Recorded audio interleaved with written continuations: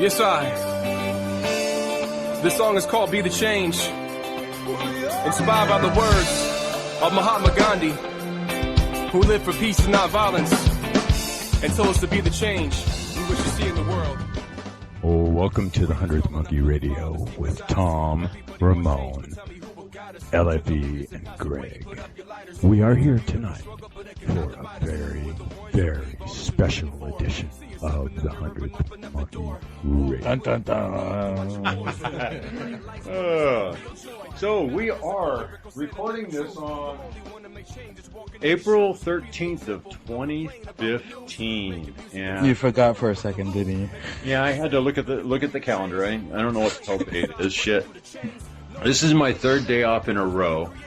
Although I do have to go back to work tomorrow. I took the day off to do some yard work and mess around in the garden, and lo and behold, I got up this morning and it's just pouring down rain. So I kind of took it easy day. I just kind of kicked back and took a day off. Yeah? Dun dun dun. Dun dun dun. Dun, dun, dun. So how you doing, Ramon? I'm doing pretty good. This is a very special show, and it's only us. We don't have a special guest on. So for those of you who'd like to fast forward to the guest, don't do that. You know who I'm talking to. I won't mention your name, but don't do that. So should I do some new stuff like usual? And Yeah, go for it. You got some stuff you want to throw out there? Yeah, actually, you know, I don't know if it's because it's coming across my Facebook page that I'm finding a lot of these, but there's one. Hold on, you know, when you go to these pages, it'll say like me on Facebook, and it'll just block everything you want to read. So they found this 300 million, let me read it. Iron cup discovered inside a piece of coal that is 300 million years old. Now, I had posted the one about the chip, and my cousin made a really good argument. He was saying that sometimes in certain regions, volcanic ash can petrify things and make them look older than what it is, because the rock itself is old, so it can make other things look older. And I was like, you know what? That's a good argument. But I think we're finding way too many things out there. And again, this was Well, you know, one of the things that really got me going on the ancient archaeology stuff was, even before we started the show back in 2010, I was looking at this stuff in 2009, 2008, Michael Cremo's stuff, and some of the bizarre things that they were presenting in their work. You know, they've got those balls that have those concentric rings all the way around them. Yeah. That they dug out of some place that they said was 50 million years old. I mean, the strata around them was all 50 million year old stuff. You know, that they dug. I think it was in a diamond mine. Something like that. Something like that. It was it was down in some mine in a completely sealed chamber. And I mean, come on. I mean, that kind of stuff there says that there was some intelligent crafting that happened. You know. Somebody created that with whether hand or machine, but it was definitely created. And so, you know, when stuff like that rock that you showed last week that had that chip in it, is put out there. You know, I have to look at that stuff with a skeptical eye, and I still do, but it doesn't go automatically into the bullshit file.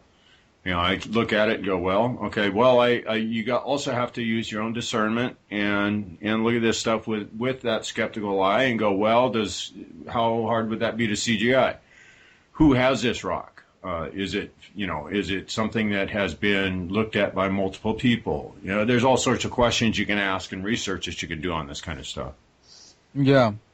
Yeah, you know, the other thing is that they found so many different things. Well, let me bring this up first. So I was listening to Coast to Coast, and the guy, I forget his name, from SETI. Seth Shostak or whatever his name is? Yes, him, Seth. He was on the show, and, you know, George asked him the question about ancient civilization. He says, not including aliens, just, you know, ancient civilization. And he said there's no proof. Because he was talking about nuclear disaster. You want to pick that up? No, I'll get it later. So George was, you know, asking him about nuclear disaster or some kind of disaster that might have wiped us out, you know, several times. And he said, there's no evidence of that. And I'm just sitting there screaming at the computer like, yes, there is. You know, because they're finding, you know, in places like India and in the Sahara Desert, they're finding the same thing that you would find in Nevada, where they did the test. You know, the nuclear test, and Bikini Island and those kind of places. Right. You know, there's such a ignorance amongst scientists, and I have to just say it straight like that, because it's ignorance because you won't even bother to look at it. It is because they've been told that there is nothing else. Yeah. And I mean, that's what they were taught in school. You know, any other research is questionable until it's been vetted and approved by the academia, you know? Yeah.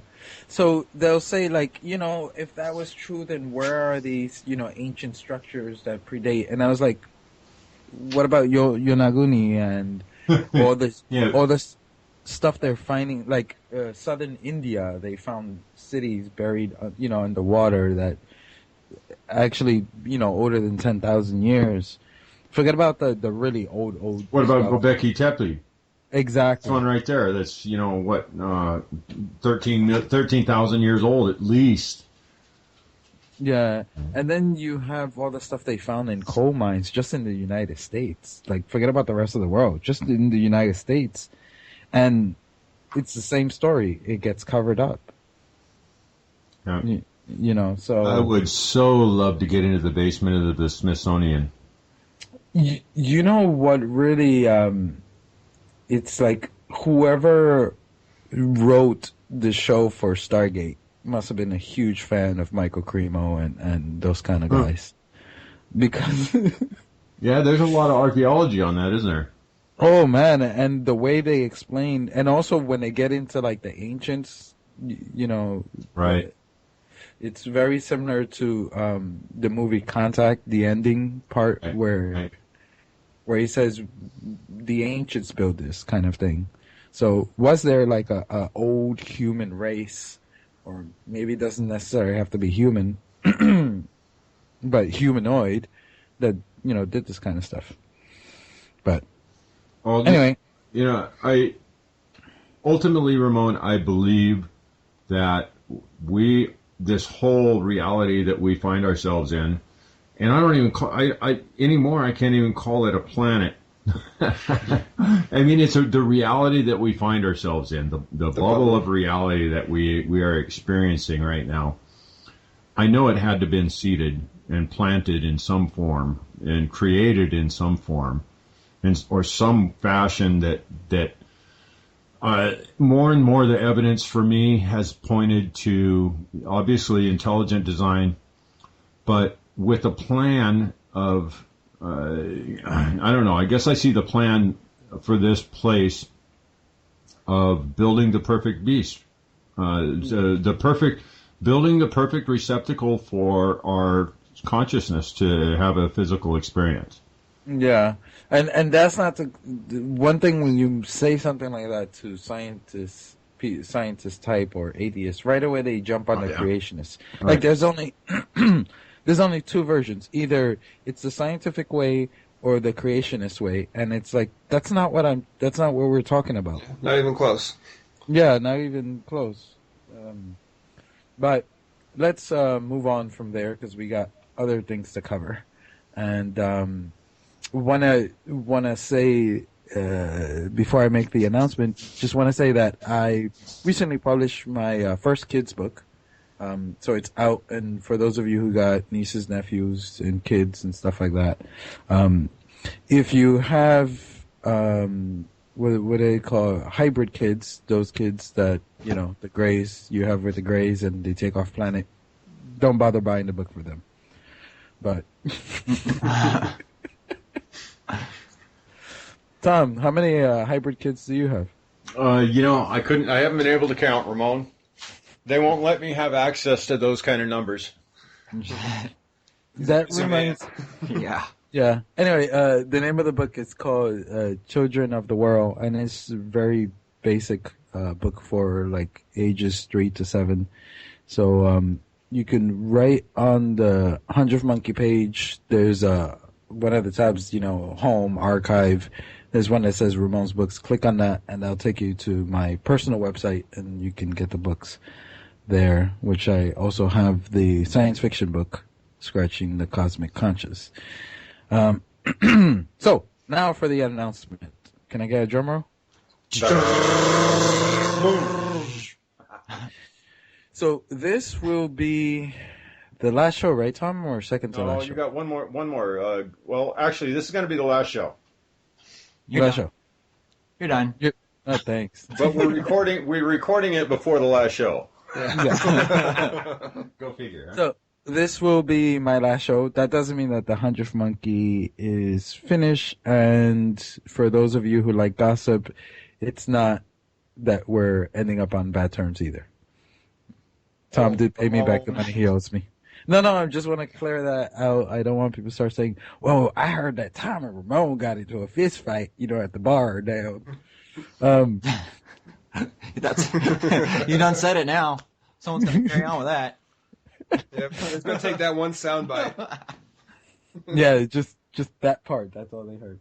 So the reason being is that I want to concentrate more on the books. Like I'm already working on my third the third book, second science fiction book, and already working on the second kids book. So that'll be the fourth book, or I'm not sure in what order they'll come out. But just want to concentrate more on that. That also doesn't mean that I won't be back on the show to harass Tom. So once in a while, I'll be on. So one of the things we want to do this hour is kind of go over the last 5 years, because it's been 5 years, and how me and Tom met, and and how. Let me see if I get the name right. LFE. Yes, got it. Yes. How I met him, and and the whole surrounding. I haven't had a chance to meet Greg. Not yet. Not yet. But yeah, that's pretty much it. So I know we've told this story. Oh, geez, I don't know how many times on shows how we got this started. Probably 8 or 10 times in the on just this year. 242 shows now. 243 shows. This will be show 244, Ramon. So wow.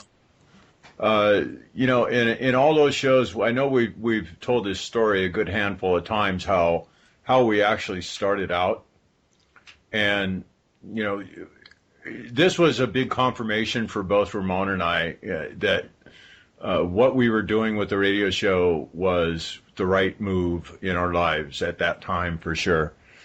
I mean, now picture this. We're back in middle of 2010. Ramon and I met at ECETI, and we hit it off immediately. We're brothers, man. We're brothers. Undoubtedly, him and I clicked really well. And so we exchanged information. Do you remember exactly when we clicked? What? Do you remember exactly when we clicked? No, do you? Yeah. You probably do. When was it? When exactly was it, Ramon? I don't remember the day exactly, but it wasn't that many people yet there at the conference. And I think it was the day before, because we all got in there early. And I was going to spend 3 weeks at the ECETI that year. And we were sitting by the fire, and I forgot the woman's name. She was playing Don't Lose Your Head, I think it's called. No, what is it called? The Alice in Wonderland song by the Mamas and Papas, is it? Oh. Yeah. No, that's not Mamas and Papas. That's Jefferson Airplane. Yes, Jefferson Airplane. And what's the name of the song? White Rabbit. White Rabbit, that's it. So she was playing the song, and I said to Tom, I turned to Tom and I said, I don't remember exactly how I said it, but I said something like, that song has such a strong feeling to me, like I heard it in another lifetime kind of thing. And for me, that song, there's several songs from the 60s that I felt like I lived it. Don't ask me when, where, or how, but I felt like I lived it. So I was expressing that to Tom, and I forgot what you said. Your parents were probably listening to it while you were being made. I wasn't born in the 60s. I know, but they were probably listening to it while you were being made. I doubt it. They were probably listening to merengue. Oh, man. That's from... I forgot what you said. Do you remember that? We were like sitting by the fire. I vaguely remember. I don't remember any of the details of that night at all. For me, that's when I felt that we connected, because then we really started talking about weird shit. I just remember that it was just like immediately, like right after we met. I mean, it was just right after we met that it definitely clicked that, hey, I like this guy. He's a brother. Love at first sight. And so, anyways, okay, so you got our meeting story and Ramon's click. Just my part. Yeah, just your part. But so we had a great time during the conference. We got to know each other pretty good. I think I even read cards for you during that, didn't I, Ramon? Yeah, it was one morning. Out in the motorhome. Yeah. But I remember the reason why I learned was because you were like, okay, guys, pick a card. And it was me, you, and Jesse. Right. And that's when I was like, hey, can you read the cards for me? Yeah. So, anyways, we got to know each other quite well during that conference. And, of course, we exchanged emails and information. And so then I went home, and Ramon stayed there for a couple more weeks and then went off to Japan. Yeah, you left without saying goodbye. Yeah, I know. I'm rude. So I knew I'd see you again. So I after that conference really spurred something in me, just kind of a desire to get my voice out there. And I guess I was at that conference because of that desire in the first place. Yeah. I'd gone through an awful lot in my lifetime and learned an awful lot, and it was just time for me to get out and start speaking and doing something proactive in this movement that's happening on the planet right now. So when I got home from that conference, I could not get that unsettled feeling out of myself that I needed to do more. I needed to do something else. And it took me forever to figure out what it was that I even wanted to try. Then all of a sudden, I was listening to somebody else's podcast, and I don't remember who it was, but during that podcast that I was listening to, I think it was one of James's, actually, James Gilliland's, that I was like, shit, I can do that. Why don't I do a radio show? I mean, there's no reason I can't get on the internet and talk to people. And so I started looking around on the internet on how do you do this? What do I need to do this? What programs does it take to do this? How do you host this stuff? What kind of shit what do I got to do? Right. And I'd been looking around for a couple of weeks, and I opened up my email one day, and there's an email from Ramon. And I think the email said something like, do you have Skype? That was it. And And I wrote back, no, but I'm downloading it or something like that. And we exchanged he gave me his Skype address, and we got hooked up on Skype. And it was, I swear to God, after saying, hey, Ramon, and hey, Tom, the first thing out of Ramon's mouth was, do you know anything about doing a radio show? And I was like, you got to be shitting me. Because I had web pages open on my browser where I was looking at how to do radio shows and stuff. And so it was like synchronicity smacking us in the head with a 2x4 going, oh, ding, ding, ding, ding, ding, ding. And from that point, oh my God, what was it, 13 days, Ramon? Yeah, something like that. 13, I think it was 13 days. 13 or 14 days, yeah. From that point that we aired our first show, we had James everything Gilliland set up. We had the website set up, the audio hosting set up. We had the first 7 weeks of guests lined up. I mean, everything just clicked like it was the easiest thing in the world. Yeah. Let's go back to that first show and with James Gilliland, and we're so grateful to him because he was, kind enough to come on our show, like first show, who knows how someone with no experience doing this, what kind of disaster. Right. But no, it's actually turned out pretty good, right, Tom? It wasn't, for those of you who ever listened to the very first show, and during that time we only used to do an hour, and we were on BBS, and I thought it was perfect. For you, Tom, what was like the big thing with that show with James Gilliland? Oh man, probably just the excitement of doing our first show. It was exciting for me to do our first show. Yeah, we got it out there, and let alone the information that came through in the show. James is great, and he's had some amazing experiences that he shared on the show, and it's he shared with us on that first show. I think he shared his out of body experience when he had his near death experience. Yeah, down in California, and the process that took him to where he's at right now. And that was just awesome information, and I really loved putting that out there to people to be able to listen to be able to hear that story in another format, in another venue. I know this stuff's out there in other places, but and that's something else that I always thought about while we were doing this show, is that, there's a lot of different shows out there that are saying the same types of stuff, same types of information that's being shared. But, it may not be the same cup of tea for everybody.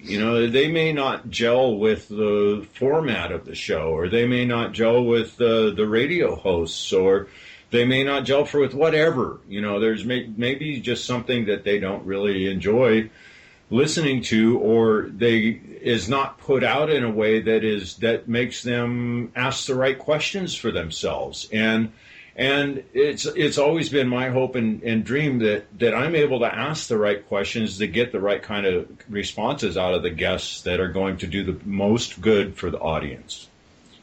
And that's the bottom line for me. Yeah.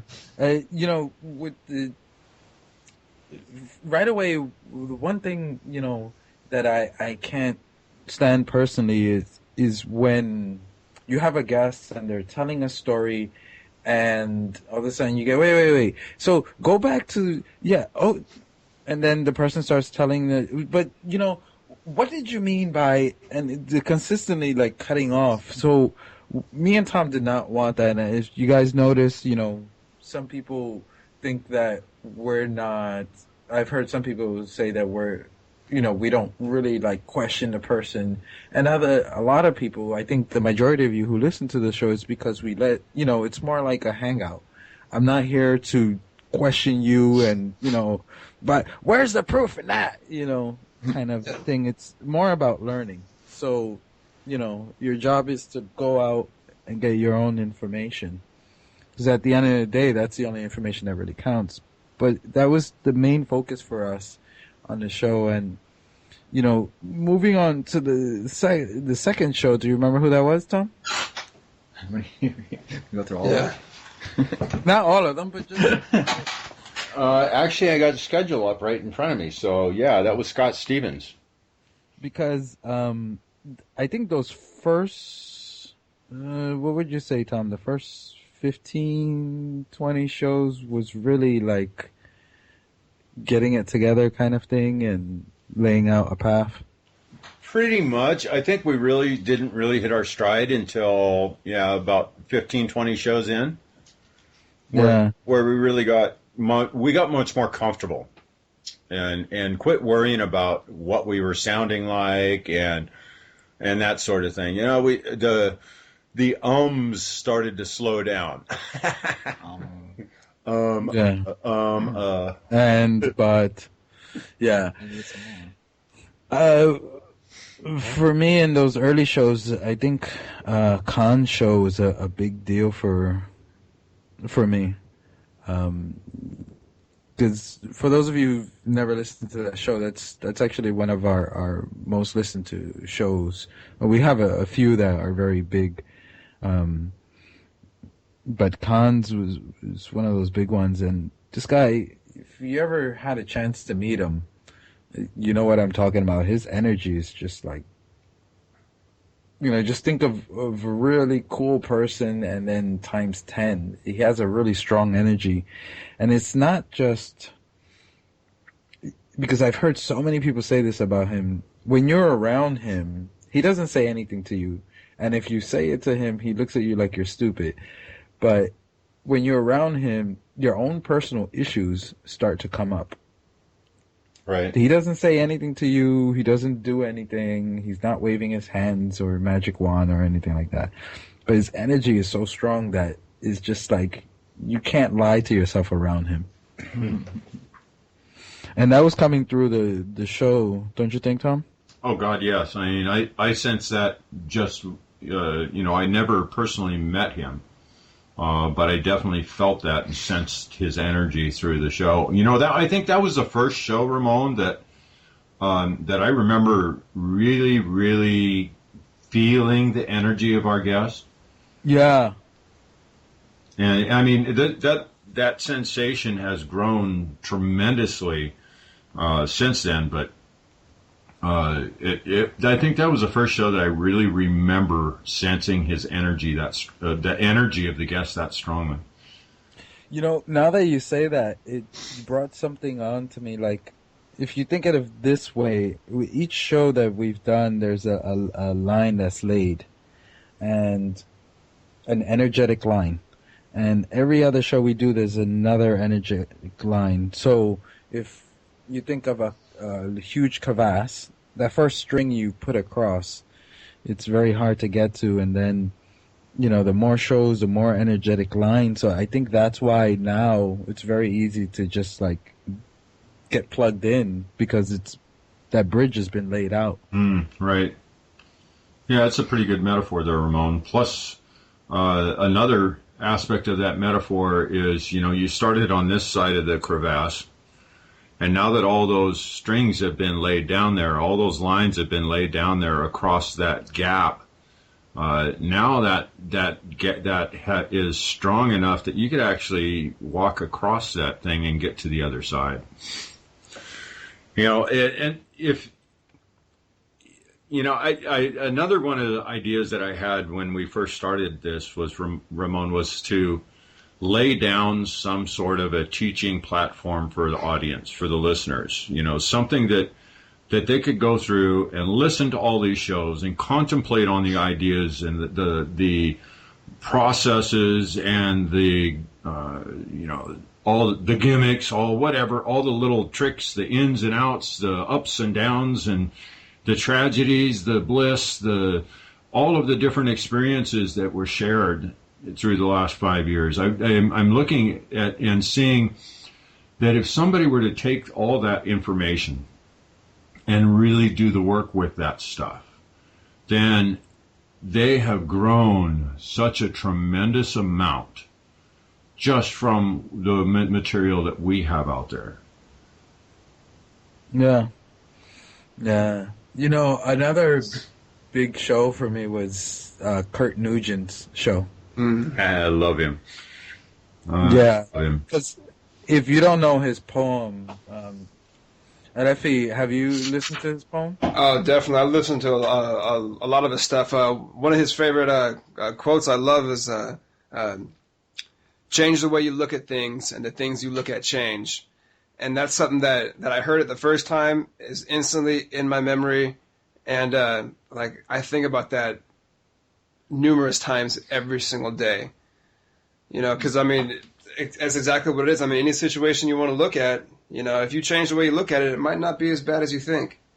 Yeah. Yeah. Yeah. Especially, like, when you go through the situation and then later you look back and you're like, Yeah. it wasn't as bad as I thought. You know? He was like, oh, no, I'm going to die. Yeah, but Hello. Hold on, Ramon. The Spirit Hang of on. the Lord moved upon the waters, and he said unto me, Son of man, with pen in hand, write that which thou hast seen. But first remind the children of the earth that they're sovereign beings. Remind them that there's so much more to life than what they've seen. And above all, remind them never to abandon their dreams. At some point, everyone gets distracted, and that's fine. But remind them not to lose their way while chasing nickels and dimes, because it's far more important to be able to interpret the signs of the times. And at this time, there are many signs. But those who know it all are destined to remain blind, while in the meantime, earth welcomes a new paradigm. Be not so arrogant as to think that you're the only ones. There are many universes with many dimensions and many beings, and pretty soon, your cosmic family, you will be seen. You still haven't collectively learned how to love your brother from another race, so it's going to be interesting to see how you deal with your parents from outer space. Look to the stars with humility and respect, because your world is on the eve of a huge reality check. You're about to fully understand that Earth is a living being, and if your vibration is not in alignment with hers, well, one of you will be leaving the scene. He said, I want you to know that the ones who think they're running the show, they're not. Floods, earthquakes, and climate changes, those are just warning shots. Mother Earth's way of saying, I've been loving you way too long and you ain't been loving me back. These are very transformational times that you're living. All the signs have already been given. Go and read what the indigenous tribes wrote. These are the times to be focused on your spiritual growth, and this particular window of opportunity is beginning to close. Son of man, why labor thou in vain? You sacrifice so much for this material plane. For a simpler piece of paper with an ex-president's name, you yield to so much emotional pain. Don't you understand that spiritual wealth sacrificed for material gain is always insane? He said, speaking of spiritual wealth, why do you pay to pray? Why do you need a middleman to hold my hand when I've always told you we are one? Why do you look to these pompous prophets and so-called prophetess when you know that Christ is a consciousness that anyone can readily access once they put the ego to rest? So there's no need to get dressed in your Easter best like you're entering a fashion contest. Son, you're already blessed, and there's no cover charge to let that spirit be expressed. I am everything, and everything is me. If you would just be still for a minute, you would see through the illusion of this caper. Think about it, I am God. So why would I need 10% of a worthless piece of paper? All I've ever required was service from thee. Serve your fellow human being, and you're serving me. Give your time, your love, your talents back to the community. Give of yourself lovingly and freely, and you can accomplish that easily without buying my alleged representative a Bentley. Who do you think contributes more to your society? The man who's collecting $500,000 per week from his parishioners, or someone who gives of themselves like a Mother Teresa? I need your heart, not your purse. I am the brightest light in the universe, and the all that is can never be diminished. So at best, man has created God in his own image. You cannot buy your way into the kingdom. I don't care if on Sunday you're some big shot who run the hot spot and you need armed guards when you pass a collection pot. Look, either you're a vibrational match or you're not. You've been deceived by religion because you were purposely taught that the fear of God is all that you need to know. And anything that you fear eventually becomes your foe. And if you're afraid of me, you would rather pay someone to go speak to me. So as you can see, you're constantly being manipulated because you refuse to learn that the wrath of God is a contradiction in terms. I have never punished, nor will I ever punish anyone for anything. So allow me to explain the system in which you're living. Earth is essentially a classroom without the chairs and the desk, and it enables the soul to experience freedom of choice in relationship to cause and effect. So enjoy your pain, for you've earned it. Now look beyond the pain, find the lesson, and you've learned it. Fail to learn the lesson, and you're moved to another place. And before you know it, same teacher, different face. You can never miss the lesson, so no need to be concerned, because the lesson repeats until the lesson is learned. So you're never punished for your sins. You're just constantly receiving feedback on how to become more and more loving. But in order for you to understand what you're truly worth, you must first understand that your life began way before your physical birth. Death is but an illusion. There is no death, only transitions. Birth in the physical is death to your natural spiritual disposition. When you die in the physical, you're reborn in the spiritual. And before you came here, you made agreements with other souls upon your initial contact. So how can you be upset with an abusive parent who's just executing a spiritual contract? They're just lessons. Lessons for you to garner. Lessons to help you remember. Lessons to balance karma. And when you consciously realize that you're an eternal being, you immediately plug into source, the mainframe, the ultimate server. The ego detaches and you see clearly, because now you become the observer. The observer who sees beyond the illusion of duality. So now religious and political arguments die from a lack of attention in your reality. And when you see folks proclaiming, I made $200,000 per year, look at me, I'm important. See the mansion, see the Mercedes, that's what I'm maintaining. You chuckle to yourself because at this point, the ego is so damn entertaining. And you say nothing. You resign into their fate because you understand that they're just striving to be great. And as you humble yourself, your light will begin to shine. And those who are searching will be drawn to your light in time. And those who are glued to the material plane will believe that you've lost your mind. And as you walk the spiritual path, this realm will begin to appear very coarse, and the need for material items will begin to lose its driving force. And you will move from passion to purpose because you're now operating from source. Now you realize that the only things that you can keep are only those which you have given. And for the first time in your life, you're truly living. You realize that you have all that you need and there's nothing missing. And every opportunity to interact with another human being becomes a blessing. You become the perpetual student, and in every moment lies a lesson. The mind becomes still, and the noise of the ego stops. And this knowledge that I give to you is shared freely, not through a $10,000 weekend workshop. And as you and others walk the path of integrity, the world will become more observant, and men will truly understand that the greatest among you will always be servants.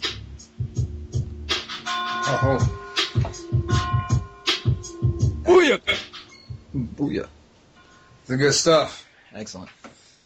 Yeah, I It's been years since It's been a while since I listened to that. You know, First time. Kurt was quite an amazing show. I loved having that guy on. Yeah, especially that was number one. Was that?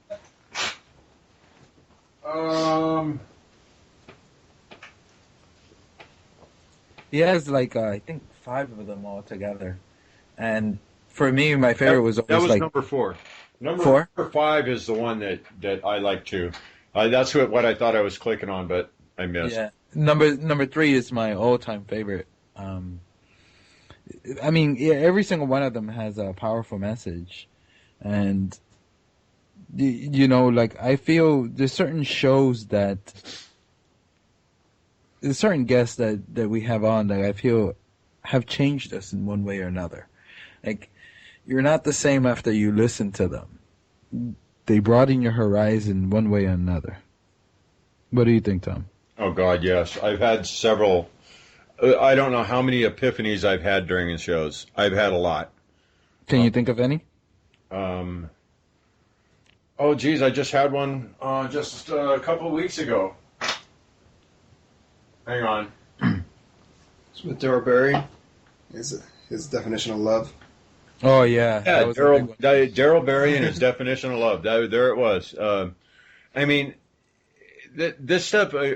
I suppose the deeper we get into this, even the same words that you hear over again. You know, the same explanation that you hear from a different source.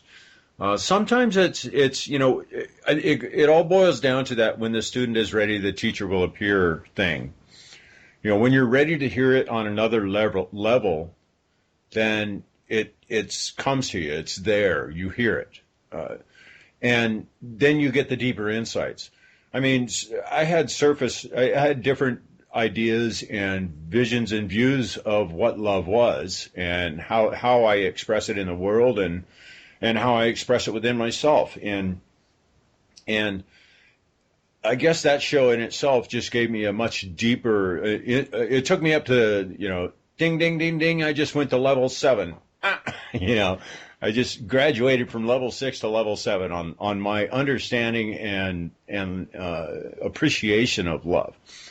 But there's been many shows throughout the years that have done things like that for me, that have taken me to new levels in my own personal path and my own personal journey. You know, let alone the audience out there, the people out there that listening to our guests and having their own epiphanies and having their own breakthroughs from guests that we help to expose them to. Yeah. For me, one of the people that helped me to look at the world in a very different way was George Cavassalis. Mm-hmm. Oh yeah, definitely. You know, we had George on quite a few times, and you know, his stuff was right out there on the fringe. You know, I think he was creating the fringe. Well, along some lines, definitely he was creating the fringe, but it definitely, you know, George definitely opened me up to different considerations, you know, different possibilities, and he taught me about a little bit about dimensionality and how when we are having one of those experiences that we're taken out of our bodies, or we project ourselves out of our bodies into another realm, another dimension, that dimension is sometimes very specific to the person. And sometimes it's a collective vision, sometimes it's a collective experience, and sometimes it's shown to us in a metaphor that we're able to interpret. And for whatever reason, whether or not that metaphor is accurate, that metaphor may not be a direct physical representation of what things are or how things are, but it may be the perfect metaphor to bring you about to a new awareness and a new epiphany, a new level of understanding for yourself that will one day be shattered by something else. But it's all, I mean, that old Jacob's ladder thing comes in, you know. I mean, I'm climbing a ladder, and each rung of that ladder is a new level of awareness, a new level of understanding, a new level of knowledge. And my ability to explain it to myself, number one, and then be able to take it and share it with other people. Yeah, I mean, with George's thing, it was he said things that really made you question, you know, like the whole chakra thing, and he was the very first person. That's why I said, like, you know, a lot of people that come on our show are on the fringe, but he's on so those of us who are on the fringe, he's on our fringe. Right, yeah. So, well, you know, and I think that's a great thing. The whole chakra thing, you know what? I agree with him 100% on one level. You know, because ultimately the body is just a vehicle that we're driving, and the chakras that we sense and experience within this body. I mean, we all experience these energy centers, and George experienced them too. He talked about them early in his career. I mean, he talked about having the Kundalini experience, you know. So it's like that same Jacob's ladder thing. You know, that's just another rung on the ladder. Once you get to a certain understanding about energetics and the way the whole system works, the body system works, then you understand that the need of specific chakras is no longer there, because those chakras become one energy field. It's I don't know. I definitely understand where George is coming from with his whole explanation on the chakras and he calls it the chakra deception type thing, and I suppose there's the potential for that whole system to be abused and to create a limiting dogma, you know. But yeah. Another person I have to mention, it was Robert Foreman's, and he's not as well known as the other guests we've mentioned, but Robert Foreman wrote a book. Enlightenment ain't what it's cracked up to be. Oh man, especially the beginning of that book was just amazing. Like, this is a guy who was a kleptomaniac, tried to kill himself, and took a whole different path in his life, and it's such it's such a recommended book, because even though he reached a certain level, and he breaks it down. What was it, Tom? Like two birds, and you're aware that one's always watching what you're doing, or something like that. Oh God, I don't remember how he put that, Ramon. Yeah, but the way he described enlightenment is, even when you go to bed, your higher self is consistently aware, but it's not getting involved with your conscious self. And that's what he called enlightenment. And I remember he was telling the story where he spoke to a monk, and he was like, what is this? This is what, people always talk about, the enlightenment thing? And the monk confirmed it for him. And he went to the bathroom and, cried for like an hour or something like that, he was saying. He was pretty upset. He was like, that's all there is? That's it? This is it? Yeah, and I think it was more than just like this was it. I think it was a combination of that and being there and the confirmation, and I think everything together. But that was such an amazing show, because again, it made me question and look at things in a whole different way. Yeah, because ultimately the message from Robert Foreman that I got is that all these spiritual pursuits are awesome. That's great to understand who you are, to learn about yourself, learn about who and what you are, because then you're able to make a little bit better decisions in your life. But the key is that it's your life, and that you still get to go out and live it, and still get to go out and enjoy it. But if you're better armed and have a little bit better understanding on how things work, then you're much better equipped to navigate through this life and keep a smile on your face, keep love in your heart, keep health in your body. Yeah, the other one, Tom, was the zany mystic. The zany mystic, Lance. Yeah, he's got an amazing story too, doesn't he? Oh my God, there was in part that book. What was the name of the book? Tales from a Zany Mystic or something like that. Yeah. Oh, and I think you guys should pick that book up, because that book had me crying. That book had me laughing like out loud in the train. I must have looked like someone with some serious issues on the train reading that book. Because here's a man that, and he openly says this. He's a man who's been living with full-blown AIDS for 30 years.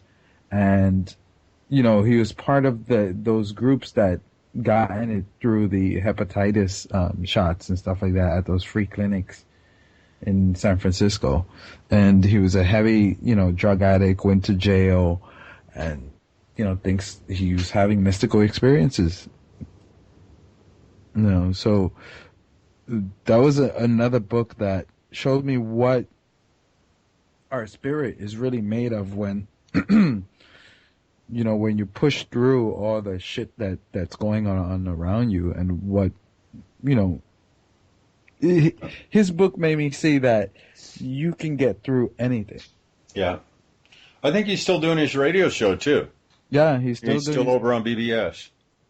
Yeah, he's still doing his show, and you know, definitely that's one of the shows I recommend. You know, the guy has lived his life. Oh, yeah. Oh, yeah, he definitely, you know. What about for you, Tom? Oh, you know, I would have to say probably one of the most impactful people that we've ever had on the show for me, at least early on, was Crystal Clark. Yep. You know, she did a tremendous amount of research. She put out a book that was called "Who Are We? Or The Return of the Shaman." How's it go? What's the name of that book, Ramon? Return of the Shaman. Who are we? I get confused. 101. Yeah. Who are we really? 101. Who are we really? 101. Return of the Shaman. Who are we really? 101. Something like that. Anyways, a big book. This lady put a tremendous amount of research into this book, and when I started reading the book, I was like, oh my God, this woman is almost exactly where I am in my path. And there were so many synchronicities from reading that book and speaking with her for however many shows we did with her. I know we did a bunch of them. Especially that first year, yeah. Yeah, and doing the shows with her and reading her book, I just had synchronicity after synchronicity after synchronicity and happen with her material and where she was. And I mean, her heart is golden, you know, and I just love her dearly. Yeah. You know, the first book wasn't as strong for me as the second book. Who Are We Really 102 When Tomorrow Comes, I think. Oh, no. You're talking about the fiction books. I'm talking about the nonfiction book. No, I know. That's what I'm saying. But for me, the nonfiction book wasn't as strong as the fiction book. Oh, right. Yeah, the fiction book, she put some excellent metaphors in there. Yeah, because everything that she was talking about in the nonfiction, she put it in the fiction, but it was more in a fictional story, so easier to understand. And with the fictional book, it's just such an amazing fictional story, but it's all about energies and you know, moving on to different planes and the creation of the planet. I mean, yes, the whole origin of life is in there, and becoming creators and think, wow, that part where I don't want to give it away. That definitely some good stuff there. Yeah, that was another book that had my emotions all over the place because there was parts it made me really angry and upset. You know, certain things would happen to certain characters, and very well written. But yeah, that book, I felt like it changed me. So, what about your own personal practices, Ramon? The things that you've taken away from the show that you've folded into your own personal practices. I know we've had like Tian Jia Mu. Remember her? Yeah. You know, and we had Khan. We've had, you know, several people that were, you know, into the Kunlun and the that sort of thing, different meditations and different practices. What have you adopted out of the shows into your own life? You know, that's a really good question because there's certain practices. Of course, the biggest one that changed my life the most was the Kunlun, and it was that the first year that I went before I met you, that had a profound experience, and then the second year when I met you, it was even just as profound. Those practices really changed. But then when we started the show, you had other people that, especially certain types of toning that I can't remember his name right now. The guy with the huge Scott Lemrel. Yeah, and then Mona Delfino's recently with the Right. And there was the last one, the really pretty lady that I think she was a model, and she used to do like a lot of drugs when she was younger, and she did the what was it? Let me see. It's the Hillary. You're not talking about Hillary Ramon, are you? No, not Hillary Ramon. It was the. Oh, you said pretty girl. I think so. Well, yeah, Hillary's very pretty, but no, she's just as pretty. Oh my God, we've had her on a few times. She had the whole thing, the breathing out like. Do you remember that? That she had a whole thing where she had a girl who's being bullied doing that, and how she changed, the little girl changed things. Sandra Sneed? Yes, Sandra Sneed. Oh, okay. Like those people, and including Daryl Berry, really, he's another one because the other one, the one he has is, when you're meditating and you start seeing like circles, and then he said from there, you're in the alpha countdown. That really changed my meditation. Yeah. So as far as meditation, like the combination or using it in different times, and has helped me to even come up with my own kind of stuff, because of all these different practices. That's kind of where I'm at with it. Is I've just taken what felt right for me and kind of folded it into my own practice. That breathing that Daryl shared with us here a few weeks ago, that one definitely I've taken into meditation a few times already, and the counting down. I've only done the counting down once, but I don't know what it was. Maybe it was whatever I ate or whatever, but I wasn't able to get that deep that night. But there's definitely potentials that little tricks and little gimmicks and methods and stuff like that we get from our listeners or our guests. It's kind of cool having that access to all those different ideas. Yeah, I mean, because we're consistently learning new things, and the question I like asking a lot, if you guys remember, is, someone who's just starting to listen to the show, what would you recommend as a practice and stuff like that? And there's so many different types of practices, and never listen to anybody who says this is the only good practice. Right.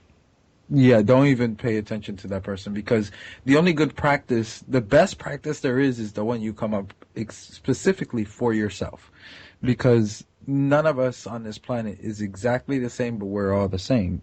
So there's certain things you'll need at certain times and certain different practices. I've noticed that some practices I may do really are as good for me as they were 20 years ago. Right. Or you're a different person. Yeah. Or even the same practice is not good this week, but next week is perfect.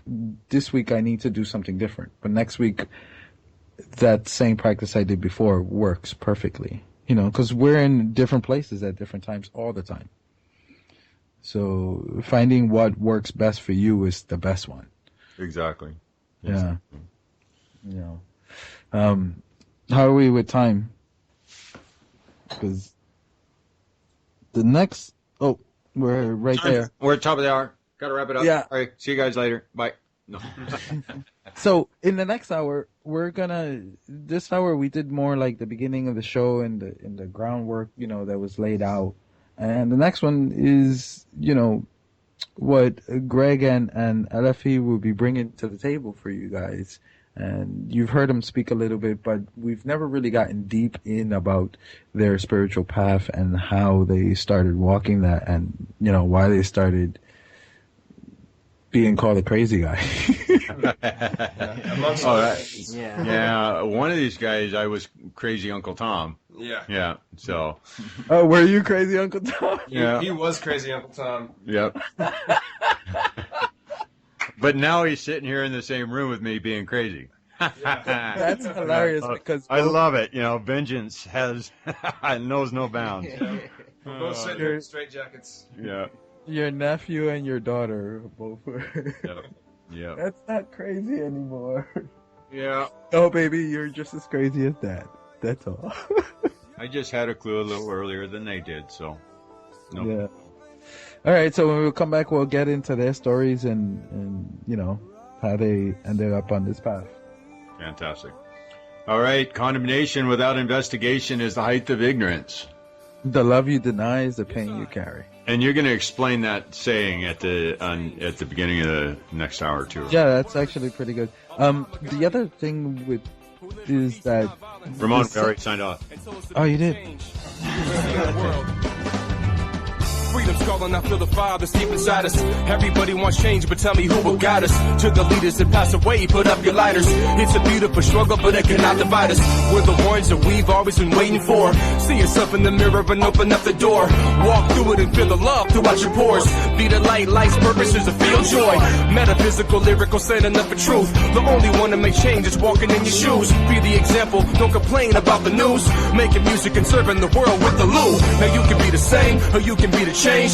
Find strength from inside, break through the chains. No one to blame, nothing to prove. You create your reality, it's up to you. Be the change that you wanna see in the world. Like Gandhi, live for peace. Aspire to be someone who fights for the beliefs. Like Martin Luther King. Aspire to be that love, that light, like Christ. Life for the moment in need. And if you believe in Jehovah, Allah, Buddha, Krishna, it's love to me. My soul yearns for peace in a world that's flooded with war. History's littered with body scar, trying to settle the score and maintain an archaic platform of power and greed. People fight for land out of survival and need. So I'm killing my television and I'm planting the seed to fill my head with knowledge that I'm seeing receive. Due to the media propaganda, killing my creed. Or what don't kill me make me stronger, feeling straight when I bleed. Fight for interest and forwards attached to feet. They try to say you anything in this world, nothing for free. Land, air, fire, and water, they keep up in the ante while the anti-proletariat told the powers to be. But we keep fighting, surviving and thriving, recycling and rhyming. We constantly inclining, we see through the lying and prying. They tactically keep trying to keep you from asking the why. Be the change that you wanna see in the world. Like Gandhi, live for peace. Aspire to be someone who fights for the beliefs. Like Martin Luther King. Aspire to be that love, that light, like Christ. Life for the moment in need. And if you believe in Jehovah, Allah, Buddha, Krishna, it's love to me. We find solutions, different possibilities, creating organizations like Aspire to Be, inspiring young minds to see, building life skills, nurturing creativity, fulfilling the youth's basic needs, listening actively, teaching the tools to succeed, positive role models, we plant the seed, the roots drink the water which feed the trees, someone help me, giving back is my responsibility. Be the change that you wanna see in the world. Like Gandhi, live for peace. Aspire to be someone who fights for the beliefs. Like Martin Luther King. Aspire to be that love, that light, like Christ. Life